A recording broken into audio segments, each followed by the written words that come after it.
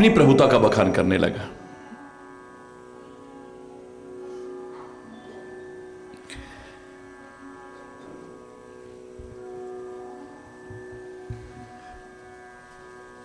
बेकार में डर रही हो।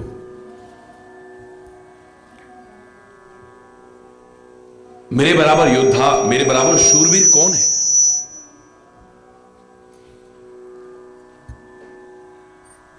सारे संसार में कौन मुकाबला कर सकता है? वरुण, कुबेर, पवन, यम, इन सबको मैंने अपनी भुजाओं के बल पर जीता है। देवता भी, राक्षस भी, मानव भी, ये सारे वश में है मेरे। और मेरी पत्नी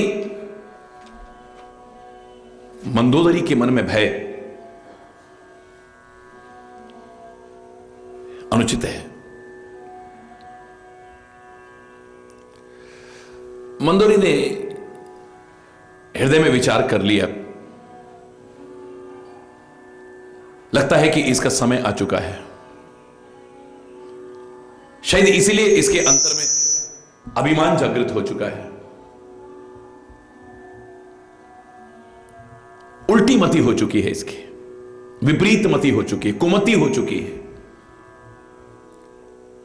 जो विनाश के समय ही उजागर होती है।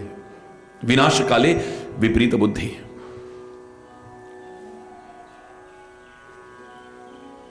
फिर इसको समझ में भी नहीं आएगा कुछ भी।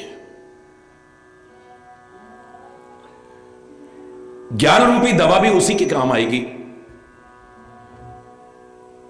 जो सुखपूर्वक जीना चाहता है। जिसकी मृत्यु करीब आ चुकी है, उसके लिए अच्छी से अच्छी दवा का भी कोई महत्व नहीं रह जाता है।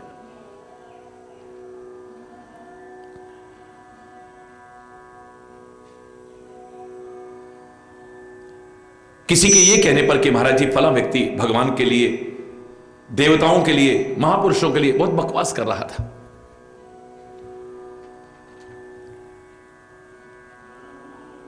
यदि कभी आपके पास आए तो आप समझाइएगा उसे। मैंने इतना ही कहा था कि टूटी हो दीवार तो रंगाई क्या करे। टूटी हो दीवार तो रंगाई क्या करे, गले हुए कोट की सिलाई क्या करे। पैसा बर्बाद जाएगा, सिलाई मेहनत भी बेकार जाएगी आपकी। टूटी हो दीवार तो रंगाई क्या करे, गले हुए कोट की सिलाई क्या करे, फटे हुए दूध की मलाई क्या करे। आई हो जो मौत तो दवाई क्या करे। और जिसके दिमाग में है कोयले की खान, उसके दिमाग की सफाई क्या करे। जिसके दिमाग में ही गंदगी भरी हुई है, क्या सफाई करोगे। काजल की कोठरी में केतु हुई सयानो जाए। अपने आप को यदि बचाव ना किया तो बल्कि खुद भी काजल में रंग जाओगे।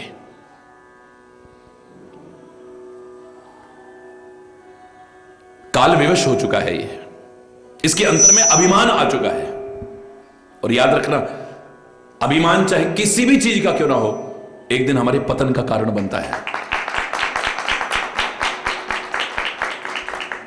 कैसे कैसे का अभिमान नहीं रहा तो हमारा अभिमान, चाहे वो रूप का अभिमान हो, जाति का अभिमान हो, ज्ञान का अभिमान हो, ताकत का अभिमान हो, तपस्या का अभिमान हो, पद का अभिमान हो, किसी भी चीज का अभिमान हो, हमेशा नहीं रहता, एक दिन नष्ट हो जाता है, बल्कि हमें भी नष्ट कर देगा। अभिमान और भगवान का तो साथ हो ही नहीं सकता है, पतन का कारण बनता है।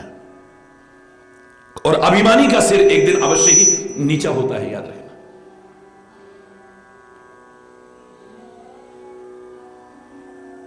उदाहरण दिया था मैंने, एक गुलाब के बगीचे में बहुत खिला हुआ गुलाब, लेकिन फूला हुआ गुलाब। अपने बिल्कुल पास में पड़े हुए एक पत्थर का तिरस्कार करने लगा, अपमान करने लगा।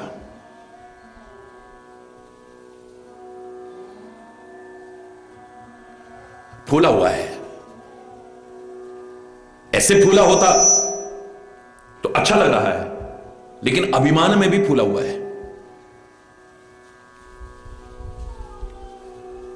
तिरस्कार करने लगा, अपमान करने लगा अपने नजदीक पड़े हुए एक पत्थर का। अरे ओ पत्थर, जब हमारी कलम लगाई गई थी हम तुमसे भी नीचे थे, आज देखो हम कहां के कहां पहुंच गए हैं। हमारी खुशबू कितनी फैल रही है चारों ओर, हमारा रूप कितना निखर चुका है, लेकिन तुम वहीं के वहीं पड़े हो और यहीं पड़े रहोगे।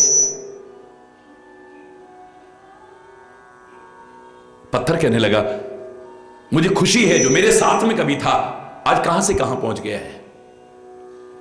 तुमने तरक्की की है, मुझे बहुत खुशी हुई है। मुझे ईर्ष्या नहीं है तुमसे, मुझे जलन नहीं है तुमसे, लेकिन ओ गुलाब, अभिमान में मत अकड़ना। अभिमानी का सिर हमेशा नीचा होता है।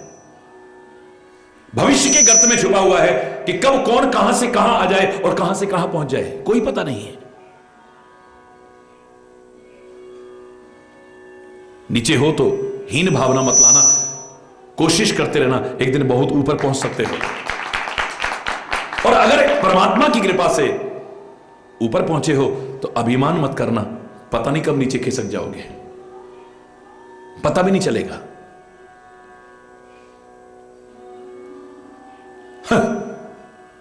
अंगूर खट्टे हैं, तुम कुछ बन नहीं सकते हो इसलिए ऐसे बातें कर रहे हो। फूल बार बार समझाने लगा, कोई पता नहीं है, देखो वक्त का कोई पता नहीं होता, अभिमान मत करो फूल। अभिमानी का सिर हमेशा एक दिन नीचा होता है। फूल के समझ में नहीं आई। वक्त गुजरा, एक दिन एक मूर्तिकार निकल रहा था वहां से। गुलाब का बगीचा देखा, मन बड़ा प्रसन्न हुआ, देखने लगा और देखते देखते उस पत्थर पर निगाह पड़ गई। बड़ा सुंदर पत्थर है, इसकी तो बड़ी प्यारी मूर्ति बन सकती है। पुराने जमाने थे, बैलगाड़ी मंगाई, मजदूर बुलाए और खेत के मालिक से पूछ करके उस पत्थर को ले लिया, घर लेकर के आया, पूरे मनोयोग से उसकी गढ़ाई करने लगा। छेनी और हथौड़ी की चोट जैसे जैसे पड़ती रही, रूप निखरता रहा। बड़ी प्यारी मूर्ति, बड़ी आकर्षक मूर्ति, बड़ी मनमोहक मूर्ति बन गई। घर में अभाव था जो उसके अनेक दुखों में एक दुख का कारण था। मन तो नहीं कर रहा है, लेकिन मजबूरी में दुकान पर लाकर के रख दी वो। किसी धनाढ्य व्यक्ति ने एक मंदिर बनवाया था, अच्छी सी मूर्ति की तलाश में था। एक दिन संयोग से वहां से निकला, मूर्ति पर निगाह पड़ी, मुंह मांगी कीमत देकर के खरीद ली, लाकर के स्थापना कराई है, प्राण प्रतिष्ठा कराई है। लोग प्रेम, भावना और श्रद्धा के बल पर वहां पूजा करने लगे।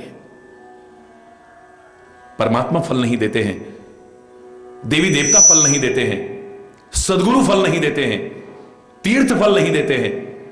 फल देता है हमारा विश्वास, जहां हो जाए वहां से मिल जाए, और नहीं तो सारी दुनिया में भटकते रहो, हमें कुछ मिलने वाला नहीं। बड़े विश्वास से, बड़ी श्रद्धा से, बड़े प्रेम से, बड़ी आस्था से लोग पूजन करने लगे, लोगों की मनोकामनाएं पूर्ण होने लगी, प्रसिद्धि दूर दूर फैली। फला मंदिर में जाकर के तो मनोकामना पूर्ण हो जाती है। दूर दूर से लोग आकर के दर्शन करने लगे। और एक दिन उसी गांव से एक व्यक्ति आया, संयोग से उसी फूल को तोड़ करके ले आया। आया तो देखता ही रह गया, परमात्मा का स्मरण करते हुए चरणों में सिर झुकाया, साथ ही वो पुष्प, वो गर्वीला पुष्प, वो फूला हुआ पुष्प चरणों में चढ़ा दिया है। मूर्ति ने देखा, पहचाना, आंखों में आंसू भर के कहने लगी, आज मेरा साथी मेरे पास बहुत दिन बाद आया है, स्वागत है तुम्हारा, मैं तुम्हारा तिरस्कार नहीं करूंगी, मैंने तुम्हारा अपमान नहीं करना है, मैं तुम्हें जलाकटा नहीं सुनाना है, लेकिन याद करो मैंने क्या कहा था, वक्त का कोई पता नहीं है, कौन कहां से कहां पहुंच जाए और कौन कहां से कहां पहुंच जाए। अभिमानी का सिर हमेशा नीचा होता है। एक समय तुम इतने ऊपर थे और आज मेरे चरणों में पड़े हुए हो। निखारा अभिमान प्रभु प्राप्ति का सबसे बड़ा बाधक है। अभिमान हमारे प्रगति के मार्ग को अवरुद्ध कर देता है। अभिमान हमारे पतन का कारण बनता है। अभिमान हमें अपनों से भी दूर कर देता है। धीरे धीरे लोग भी कहेंगे, पता नहीं क्या समझता है अपने आप को, होएगा। सामने कोई प्यार से भी बोले, पीछे तुम्हारे प्रति ना प्यार है ना सम्मान है, किसी प्रकार की कोई भावना नहीं रहेगी। मंदोदरी ने देखा कि इसमें तो अहंकार आ गया है, मृत्यु करीब है, क्योंकि अकड़ तो मुर्दे की पहचान है। मुर्दा अकड़ता है, जीवित व्यक्ति नहीं अकड़ता है। जीवित व्यक्ति में यदि अकड़ आ जाए तो उसे डॉक्टर की कंसल्ट करनी चाहिए। डॉक्टर से कंसल्ट करके उस अकड़ को दूर करना चाहिए। डॉक्टर साहब मेरी गर्दन अकड़ गई है, डॉक्टर साहब मेरी कमर अकड़ गई है, डॉक्टर साहब मेरे घुटने अकड़ गए हैं। ये अकड़ जकड़ और पकड़ जब तक दूर नहीं होगी तब तक तो सुखी नहीं जी सकता है।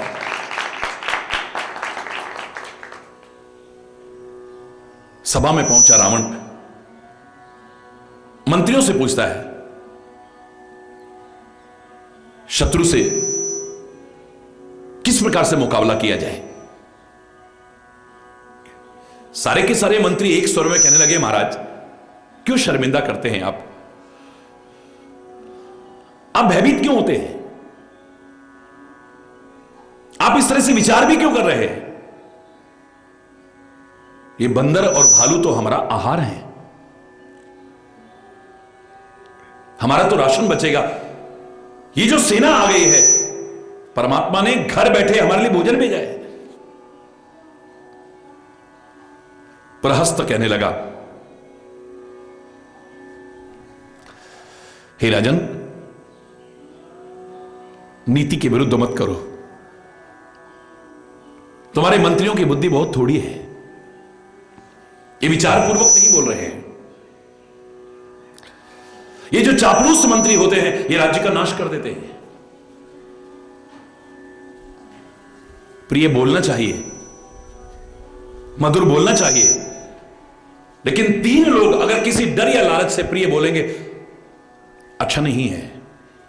मंत्री किसी डर या लालच की वजह से यदि प्रिय बोलता है तो हमारे राज्य का नाश हो जाएगा। डॉक्टर किसी डर या लालच की वजह से प्रिय बोलता है, हमारे शरीर का नाश हो जाएगा। और गुरु अगर किसी डर या लालच से प्रिय बोलेगा, हमारे धर्म का नाश हो जाएगा। सचिव वैद गुरु तीन जो प्रिय बोले ही भय आस, राज धर्म तन तीन कर होए बेग ही नाश, तुरंत नाश हो जाएगा, याद रखना। चापलूस मंत्री राज्य का नाश कर देते हैं।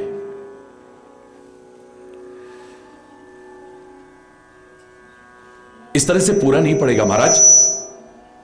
सागर को पार करके एक वानर आया था, एक, भूल गए उसको ये लोग। अरे ओ मंत्रियों, ओ सभासदों, और मैं सारे लंका निवासियों से पूछना चाहता हूं, तब तुम्हारी भूख कहां चली गई थी? इतनी अपार सेना को देख करके कह रहे हो ये तो हमारा आहार है, बंदर और मनुष्यों को खा करके हम पेट भरेंगे, हमारा राशन बचेगा। तब तुम्हारी भूख कहां चली गई थी? तुम्हारा पेट खराब हो गया था? जब सारे लंका नगरी को वो जला रहा था, जला करके खाक कर रहा था, उसको पकड़ करके खा क्यों नहीं गए तुम लोग?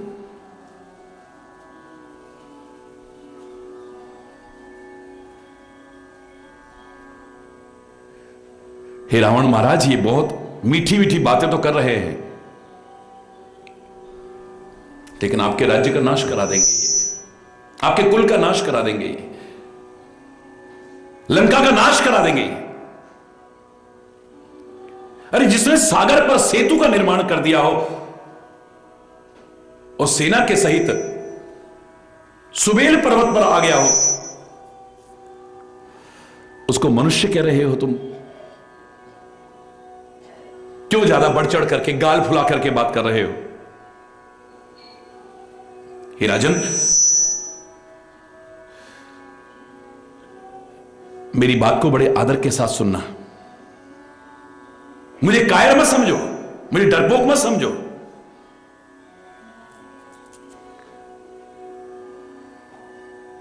प्रिय वाणी सुनने वाले इस दुनिया में बहुत लोग हैं। मधुर वाणी सुनकर के खुश होने वाले दुनिया में बहुत लोग हैं। लेकिन भलाई छुपी हो, लेकिन बात कठोर हो, ऐसे सुनने वाले बहुत कम लोग नजर आएंगे, बहुत कम। क्योंकि आदमी ये नहीं सोचता इसमें हमारी भलाई क्या छुपी हुई है। हर कोई चाहता है खुद स्वयं चाहे कटु बोले, स्वयं चाहे कठोर बोले, स्वयं चाहे क्रोध में बोले, लेकिन लोग मेरे से मीठी वाणी बोले, मेरे सम्मान की वाणी बोले, मेरी प्रशंसा की वाणी बोले, मेरी बड़ाई करें लोग। हर आदमी यही चाहता है। हरि बोलना। ऐसे लोगों की कमी नहीं है दुनिया में। लेकिन अपने हितैषी, चाहे माता पिता भी क्यों ना हो, अपने संत क्यों ना हो, अपने गुरुजन क्यों ना हो, अपने महापुरुष भी क्यों ना हो, या अपने हितैषी मित्र भी क्यों ना हो, आपकी भलाई की लेकिन सुनने में कठोर वाणी हो, यदि बोले आपको बहुत बुरा लग जाता है। हरि बोलना। जिसको अपने हित की कठोर वाणी सुनकर के बुरा लगता है, वो अपने जीवन का कभी कल्याण नहीं कर पाएगा।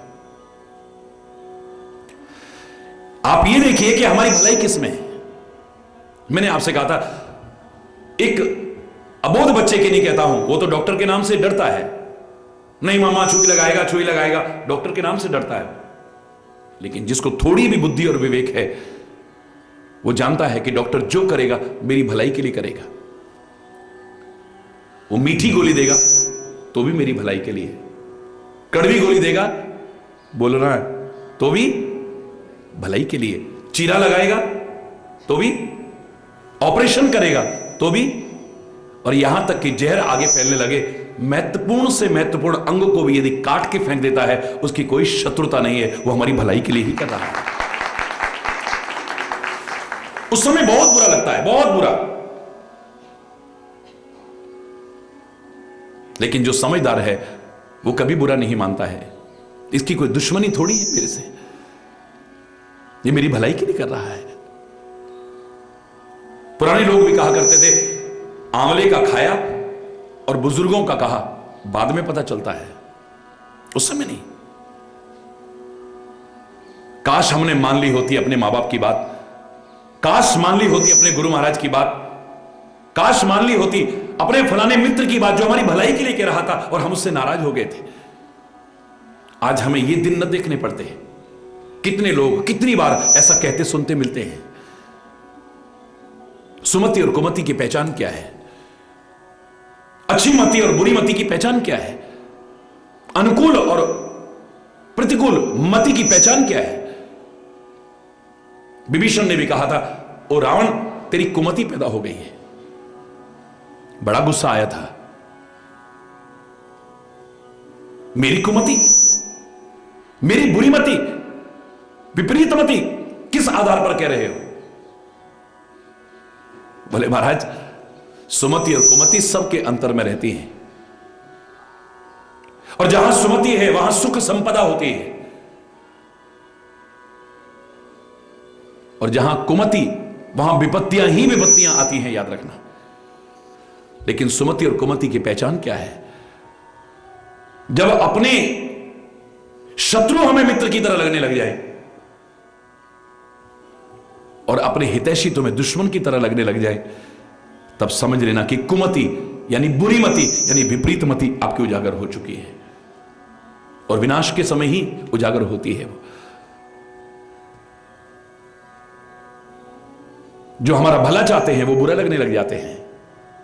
कितनी प्यार की बात, हमारी भलाई के लिए, हमें तो तीर के समान चुभ गई, हितैषियों की बात तुम्हें चुभ गई।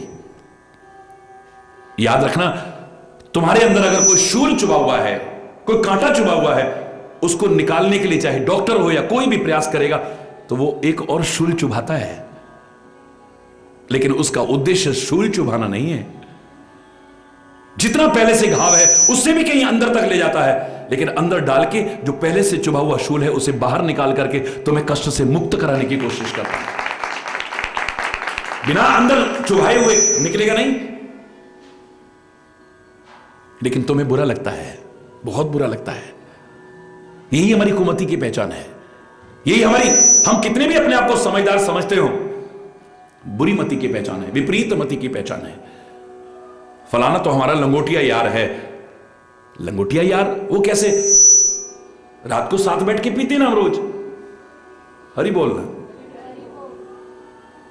फलाना तो लंगोटिया यार है क्योंकि रात को साथ बैठ के पीते हैं हम। और फलाने, हम नहीं जाएंगे वहां पे। जब जाए, जब 10 लोगों में शर्मिंदा कर देते हैं। हमारी बुराइयां ही नजर आती है उनको, कोई अच्छा ही नजर नहीं आती है। यही कुमति है, और क्या कुमति होगी? जो तुम्हारा भला चाहते हैं वो तुमको बुरे लग रहे हैं, और जो तुम्हारे जीवन को बर्बाद कर रहे हैं, तुम्हारे स्वास्थ्य को बर्बाद कर रहे हैं, तुम्हारे चरित्र को बर्बाद कर रहे हैं, तुम्हारे आचरण को बर्बाद कर रहे हैं, तुम्हें बर्बाद कर रहे हैं, वो तुम्हें मित्रवत लगने लगे, समझ लेना विनाश का समय करीब है। हे राजन, प्रिय वाणी जे सुनई जे कहई, ऐसे नर निकाय जग आई। मीठा सुनने वाले, मीठा बोलने वाले बहुत मिल जाएंगे, लेकिन वचन परम हित सुनत कठोरे। जिन वचनों में हमारा परम हित छुपा हुआ हो लेकिन कठोर है, सुनई जे कहीं ते नर प्रभु थोरे। ऐसे कठोर लेकिन परम हितकारी वाणी बोलने वाले बहुत कम मिलेंगे, और सुनने वाले भी बहुत कम मिलेंगे। क्यों बुरा बनना चाहता है आदमी? काहे को बुरा बनना? इनको ऐसे बोल दिया तो ये आना बंद कर देंगे, आना बंद कर देंगे तो चढ़ावा कहां से चढ़ेगा? आजकल के तथाकथित संत महापुरुष कहलाने वालों को भी ये लालच खा गया है भलाई की, जो चाहे कठोर बात क्यों ना हो, कहने की हिम्मत नहीं कर पाते हैं। कम से कम अपने लाठी वाले भैया को तो ऐसा मत समझना। तुम्हारी भलाई के लिए महाराज जी भी बहुत मधुर बोलना जानते हैं, बहुत मिठास की वाणी बोलना जानते हैं, लेकिन उससे भी ज्यादा तुम्हारा हित चाहते हैं। तुम्हारी भलाई किसमें है, ये चाहते हैं। आपके कानों को सुनकर के कैसे लगा, मैं कभी नहीं सोचता इस बारे में। आपके मन को सुनकर के कैसा लगा, मैं कभी नहीं सोचता इस बारे में। लेकिन तुम्हारी भलाई किसमें है, वही बोलने की कोशिश करता हूं। प्रहस्त कह रहा है, हे राजन, ऐसा करो, पहले संदेश भेजो और फिर सीता को वापस करके परमात्मा के चरणों में प्यार करो।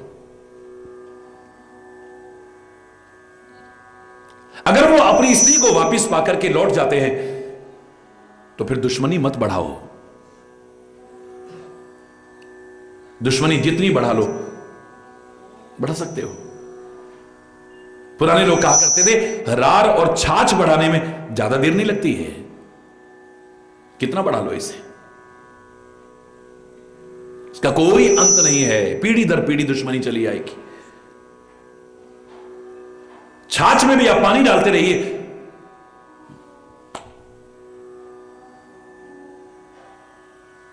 कितना भी बढ़ा लो इसे। दुश्मनी पैदा करने में, दुश्मनी बढ़ाने में ज्यादा देर नहीं लगती है, लेकिन प्यार पैदा करने में और प्यार बनाए रखने में सदियां बीत जाती हैं।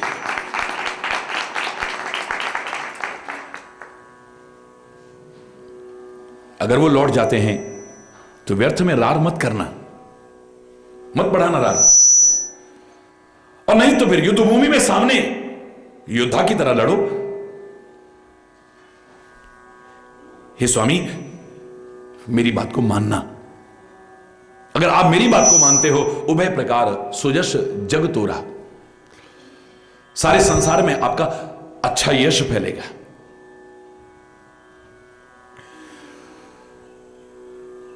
लेकिन अभिमानी व्यक्ति को ज्ञान की बातें नहीं अच्छी लगती हैं। हरि बोल। अभिमानी व्यक्ति को नीति की बातें नहीं अच्छी लगती हैं। जिसका मति भ्रम हो चुका है,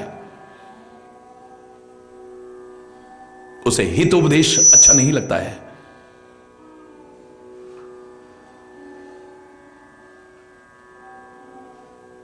अपने बेटे से गुस्से में आकर के कहता है, अरे मूर्ख, किसने शिक्षा दी है तुझे? ये तेरे मन में अभी से संशय है।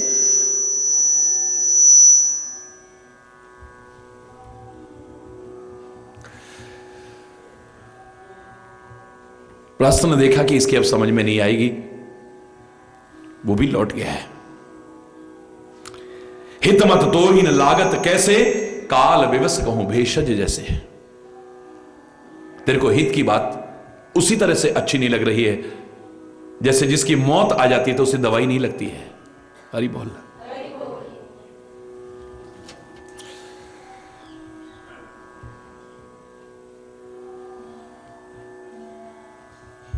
कोशिश करो, सुमति और कुमति दोनों तुम्हारे अंदर हैं। अपनी कुमति का निवारण करके अपनी सुमति को जागृत करने की कोशिश करो। और ये सुमति, आपके अंतर में रहने वाली सुमति भी जागृत हो सकती है, लेकिन सत्संग से जागृत होगी, दुष्टों का संग करने से जागृत नहीं होगी।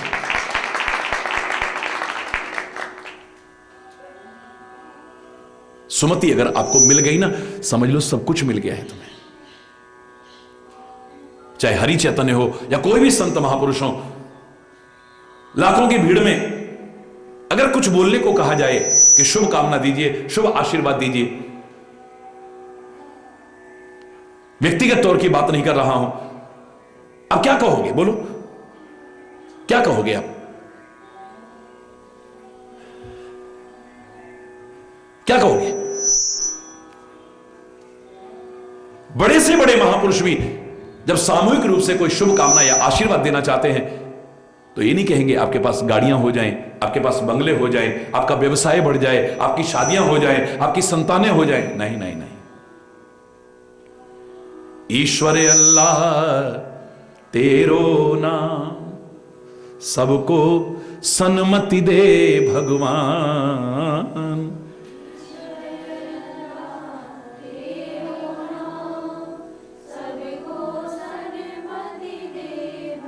ईश्वर अल्लाह तेरो नाम, सबको सन्मति दे भगवान।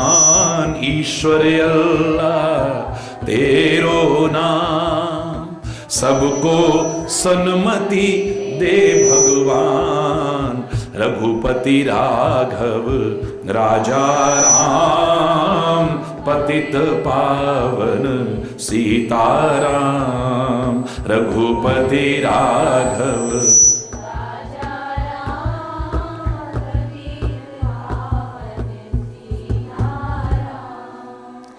ए परमात्मा, सबको सन्मति देना, अच्छी मति देना।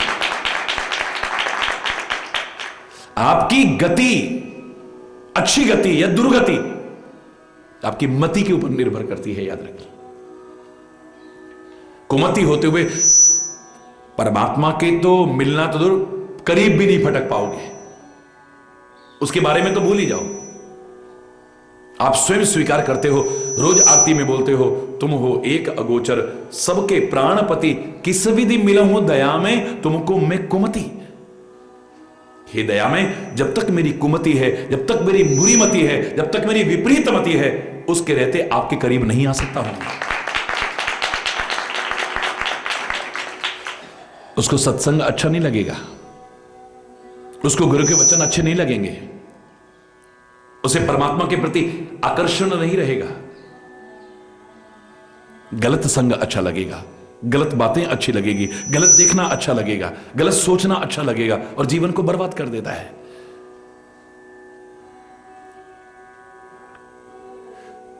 हमें यह देखना चाहिए कि हमारी भलाई किस में है।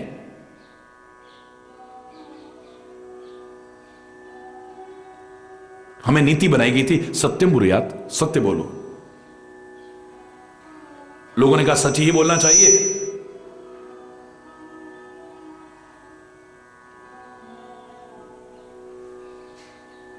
कुछ ऐसा बोल दिया, था सच लेकिन किसी का घर बर्बाद हो गया, हंसते खेलते घर में आग लग गई। था सच लेकिन किसी का प्यार खत्म हो गया, किसी का सद्भाव खत्म हो गया। मैं सच बोलता हूं बिल्कुल। ओए अंधे, ऐसे क्यों बोल रहे हो? अंधे को अंधा ही तो कहा है, सच ही तो बोला है मैंने, गलत क्या कहा है? बात बदली गई, बोले नहीं, सत्य बोलो, सत्यम प्रियात प्रियम बुरियात। सत्य बोलो लेकिन प्रिय सत्य बोलो, अप्रिय सत्य नहीं। अब मधुर मधुर सत्य बोलने लगे, लेकिन उसमें भी कई लोगों का भला नहीं हो पाया। तो हमारे महापुरुषों ने एक बात और जोड़ दी, बोले सच बोलना, प्रिय सत्य बोलना, लेकिन हितकारी सत्य बोलना। जिसमें किसी का भला होता हो ऐसा बोलना, जिसमें किसी का बुरा हो जाए ऐसा मत बोलना।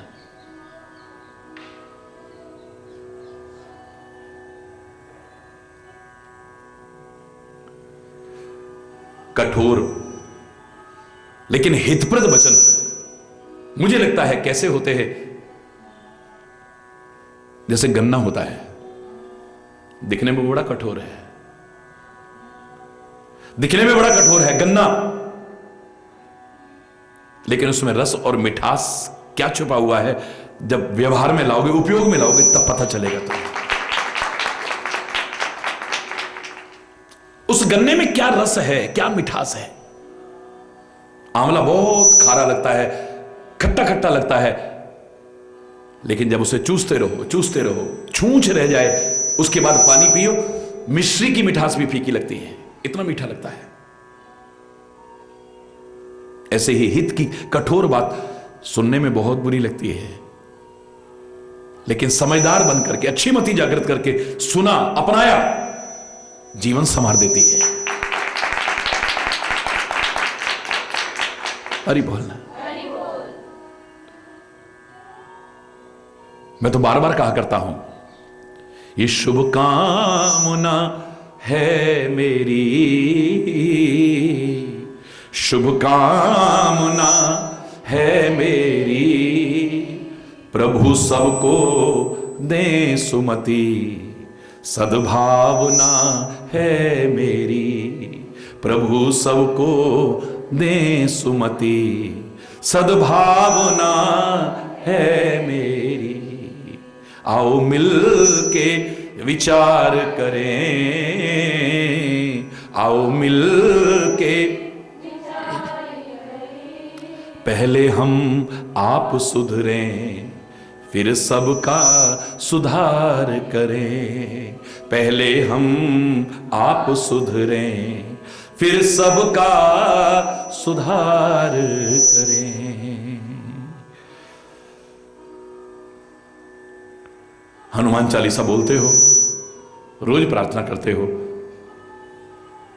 और कई बार तो बड़ा, अगर गलत अर्थ लगाएं, नासमझी से लगाएं, तो अटपटा सा लगेगा आपको।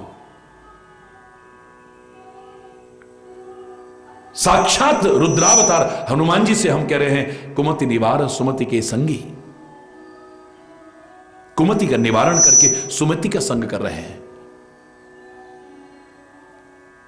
कुमति को त्याग करके। उनके अंदर कुमति थी कहां जो त्यागेंगे? हरि बोलना। मैं भी बोलता हूं, आप भी बोलते हैं, हम सब बोलते हैं। मुझे लगता है हनुमान जी के लिए नहीं कह रहा है तुलसी, मुझे लगता है उनमें तो कुमति थी नहीं जो उसे दूर करेंगे। कुछ होगा तभी तो दूर करेंगे ना। कुमति निवार सुमति के संगी, कुमति का निवारण करके सुमति का संग करने वाले नहीं, मेरे पवन पुत्र हनुमान के लिए नहीं कह सकते हैं। उसके अंदर तो कोई भी झांक करके देख ले, खुद फाड़ करके दिखा देता है कि तेरे अलावा कुछ है ही नहीं, वहां तो रोम रोम में राम रमा हुआ। हमारे अंदर है, हमारे अंदर सुमति भी है, कुमति भी है, अच्छी मति भी है, बुरी मति भी है, निर्भयता भी है, डर भी है हमारे अंदर, कमजोरियां भी हैं, ताकत भी है हमारे अंदर। कब क्या उजागर होता है एक अलग विषय है, लेकिन इन परम आदर्श भक्तों के अंदर तो प्रेम के अलावा और कुछ है ही नहीं, भक्ति के अलावा कुछ है ही नहीं, परमात्मा के अलावा कुछ है ही नहीं। यहां सीना फाड़ने से तात्पर्य नहीं है, यानी अंदर झांक ले मेरे, खाली जवान पर राम नाम नहीं है, देख ले मेरे अंदर भी झांक करके देखोगे, मेरे रोम रोम में झांक करके देखोगे तो राम के अलावा कुछ नजर नहीं है। मुझे लगता है उनके लिए नहीं कह रहे, वो बोलने वालों अपने लिए लागू करो इस चौपाई को। जीवन का भला चाहते हो, जीवन का कल्याण चाहते हो, हित चाहते हो, तो कुमति का निवारण करके सुमति की संगी बनने की कोशिश करो। सब तुम्हारे अंदर है, बस उजागर करने की आवश्यकता है। अच्छा संग करोगे तुम्हारी सुमति उजागर हो जाएगी, बुरा संग करोगे तुम्हारी कुमति उजागर हो जाएगी, बुरी मति उजागर हो जाएगी। गलत कर्म करोगे, गलत खान पान रखोगे, गलत आचरण करोगे, गलत दिशा में जाओगे, तुम्हारे जीवन की क्या दशा होगी फिर भगवान ही रक्षक है। फिर हरि बोलना। मैं तो चाहता हूं सुखी बसे संसार सब, दुखिया रहे न कोई, यह अभिलाषा है प्रभु मेरी पूर्ण होए। विद्या बुद्धि धन धान्य से वंचित रहे न कोई, यह अभिलाषा है प्रभु मेरी पूर्ण होए। सर्वे भवन्तु सुखिनः, सब सुखी हो। सर्वे सन्तु निरामया, सब स्वस्थ हो, निरोगी हो। सर्वे भद्राणि पश्यन्तु, सब अच्छे अच्छे दिखाई दे, बुरे दिखाई ना दे कोई भी। मां कश्चित् दुख भावेत, मां कश्चित् दुख भाग भवेत, यानी दुख कहीं दिखाई ही ना दे।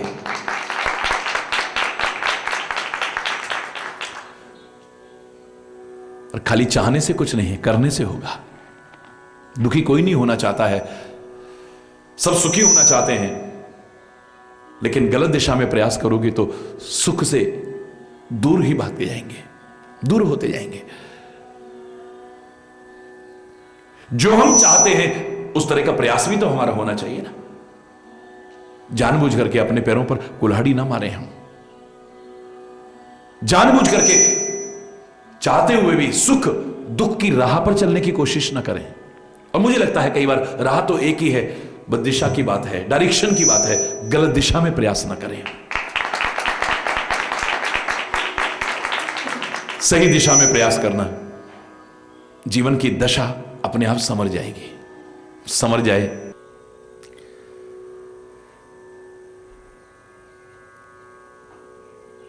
एक शिखर के ऊपर रावण ने अखाड़ा बना रखा है।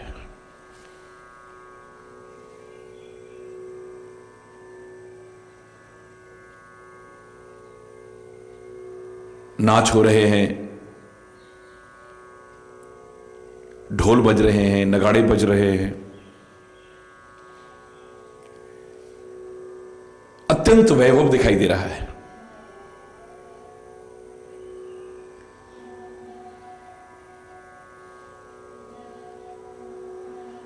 इतना सिर पर प्रबल शत्रु होते हुए भी न उसके मन में कोई सोच है, न उसके मन में कोई डर है।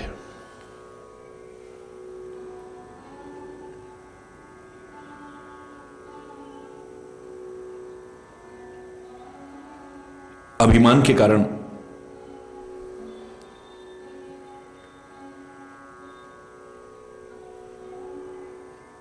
व्यक्ति की जो वास्तविक सोच है वो भी उससे परे हो जाती है। डरना नहीं चाहिए। अध्यात्म पथ अभयता का संदेश देता है। यहां तक कि मृत्यु से भी भयभीत नहीं, उसे याद रखना चाहिए। परमात्मा से भी डरने को नहीं कहा है, उसे याद रखने को और उसे प्रेम करने को कहा है।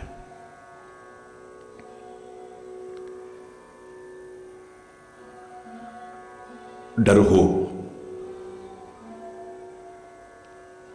तो किस बात से? हमसे किसी का बुरा ना हो जाए, हमसे किसी की बुराई ना हो जाए, बुराई के मार्ग पर हम पांव न रखें, कुछ ऐसा ना हो कि जिससे जीवन का अहित हो जाए। भय होना चाहिए।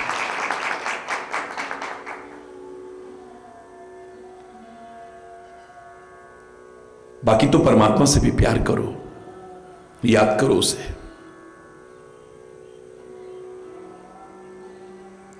मृत्यु को भी याद रखो तो गलत नहीं होगा। भयभीत होने की आवश्यकता नहीं। जब आएगी, जहां आएगी, कहां बच पाएगा कोई?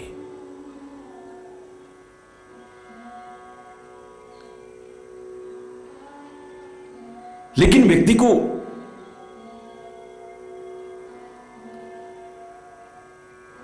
हर समय अगर मृत्यु का एहसास है तो उसके मन में आना चाहिए कि मेरे जीवन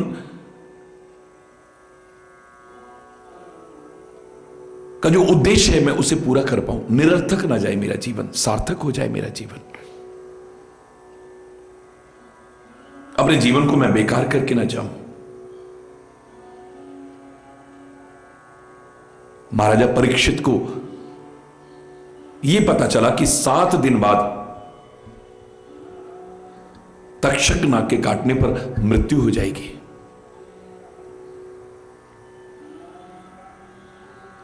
वो 7 दिन श्रीमद् भागवत की कथा सुनी है, एक क्षण भी व्यर्थ में बर्बाद नहीं किया है।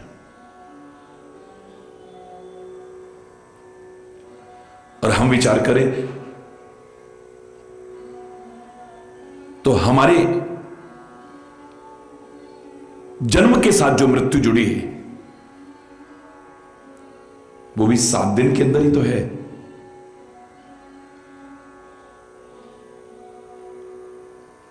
सोमवार से लेकर के इतवार के बीच में 7 दिन ही तो है।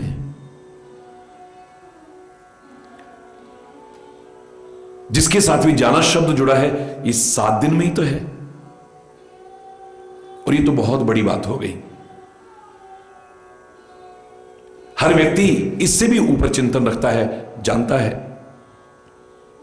ये अलग विषय है कि मानता नहीं है। 7 दिन तो बहुत दूर की बात है। क्षणभंगुर जीवन की कलिका, एक क्षण का भी भरोसा नहीं है इस जीवन का। सामने मृत्यु नजर आ रही है और आदमी मस्त है, भोगों में मस्त है, विलासताओं में मस्त है, विषयों में मस्त है, व्यर्थ के कर्मों में मस्त है।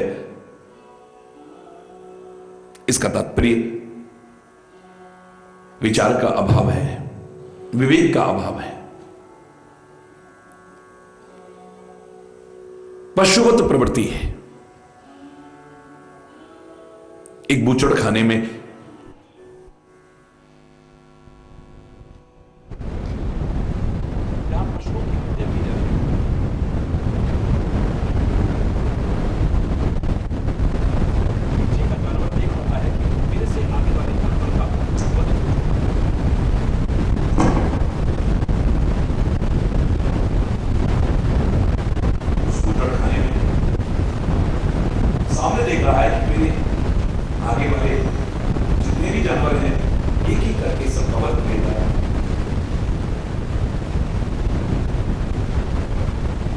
अगला नंबर मेरा आने वाला है, लेकिन उसे एहसास नहीं है, वो मस्त होकर के कहां से चल रहा है। काल सामने है, लेकिन वो पशुवत जीवन है।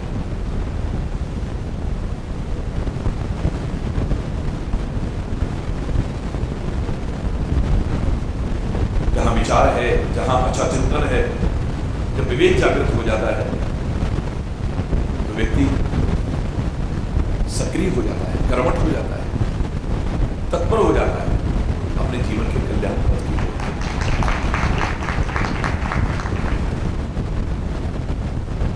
प्रयास भी करता है और प्रार्थना भी करता है, हे नाथ अब तो ऐसी कृपा हो कि जीवन निरर्थक जाने न पाए।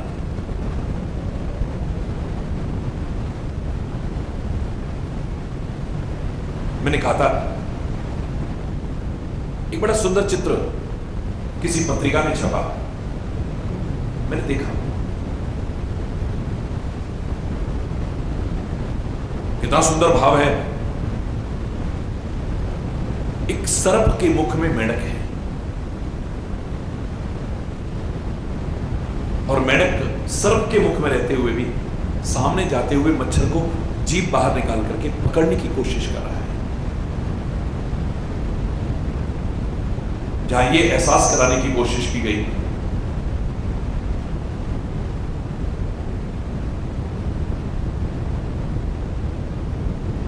सामान्यतः मानव की यही दशा है, काल का ग्रास है लेकिन फिर भी विषयों में लगा हुआ है, भोगों में लगा हुआ है, विलासिताओं में लगा हुआ है। एहसास नहीं है उसे अपनी मृत्यु का। परम प्रबल रिपु शीश पर तदपि सोच न त्रास। फिर भी रावण के मन में न सोच है न भय है।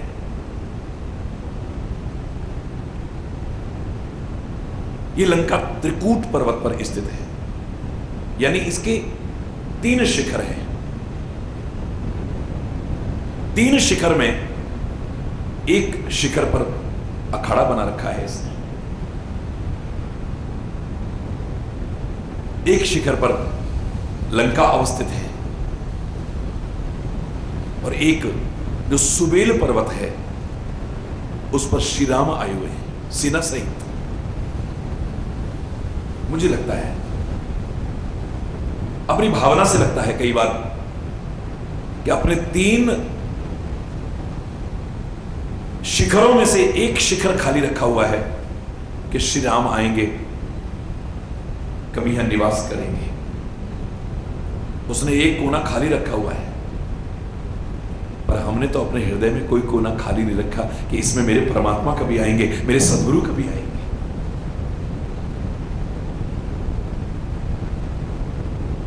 रावण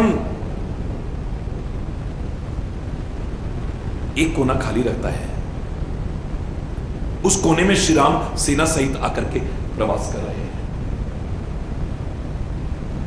लेकिन हमें लगता है हमारे दिल में कोई पता नहीं क्या क्या डेरा जमाए हुए हैं हमारे दिल में।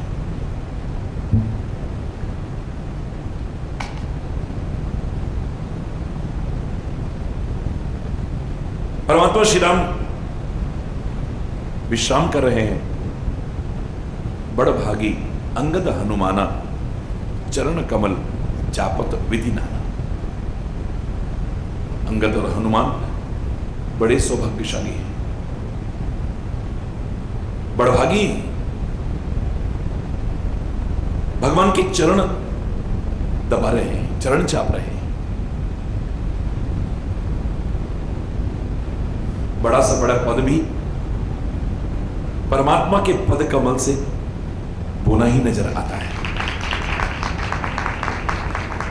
जिसे परमात्मा के पद कमल मिल गए, बड़ा से बड़ा पद भी उसके सामने कोई मायने नहीं रखता है। मैंने तो आपसे कहा था, मेरे परमात्मा श्री राम ने विभीषण को राजपद दिया, सुग्रीव को राजपद दिया है, अंगद को युवराज पद दिया है, पर हनुमान को अपने पद कमल पकड़ा दिए। बड़े से बड़ा पद पाकर के भी वो न कर पाए जो मेरे पवन पुत्र हनुमान ने प्राप्त किया है। परमात्मा श्री राम का ध्यान गया, देखा कि पूर्णिमा का पूर्ण खिला हुआ चांद कितना उज्जवल, कितना धवल।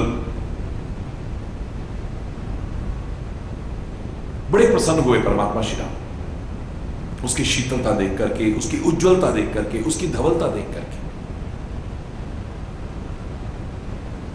अचानक देखते देखते देखते देखते परमात्मा श्री राम के चेहरे पर उदासी की रेखाएं आ गई। सारे वानर कहने लगे, प्रभु आप बड़ा आनंद प्रदान कर रहे थे अपनी मुस्कुराहट के द्वारा। कभी जगत माता जानकी के वियोग में आप रोते हुए दिखते हैं, कभी अवधवासियों की याद में रोते दिखते हैं, कभी माताओं की याद में रोते दिखते हैं, कभी अपने प्रेमी और भक्तों की याद में आंसू बहाते दिखते हैं। आज बहुत दिन बाद आपके चेहरे पर मुस्कुराहट देखी हमने, बड़ा अच्छा लग रहा था। लेकिन ऐसा क्या हुआ परमात्मा, आपके चेहरे पर उदासी?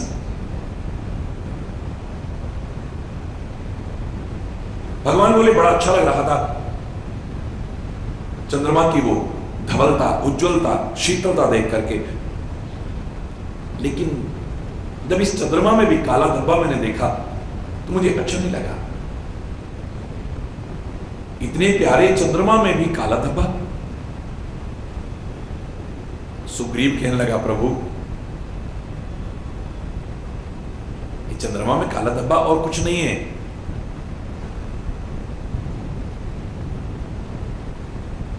पृथ्वी की परछाई पड़ रही है बस। ये जो चंद्रमा में पृथ्वी की परछाई पड़ रही है वही काली काली नजर आ रही है, कुछ और नहीं। एक कहने लगा, नहीं प्रभु चंद्रमा में जो काला धब्बा है वो पृथ्वी की परछाई नहीं है। कहते राहु ने जब इसे गिरसा तो जो चोट पहुंची है वही काली काली नजर आ रही है। तीसरा कहने लगा, नहीं नहीं नहीं प्रभु, विधाता ने जब रति का मुख निर्माण किया, कामदेव की स्त्री रति का मुख निर्माण किया, मन में आया कि बहुत सुंदर बनाता हूं। उसको सुंदरता प्रदान करने के लिए अपनी सबसे सुंदर कृति चंद्रमा का सार भाग हरण कर लिया, उसके द्वारा रति के मुख को निर्माण किया है। चंद्रमा से जो सार भाग हरण किया उसमें छिद्र हो गया, उस छिद्र के पीछे से जो आकाश दिखाई दे रहा है वही काला काला नजर आ रहा है, कुछ और काला काला नहीं।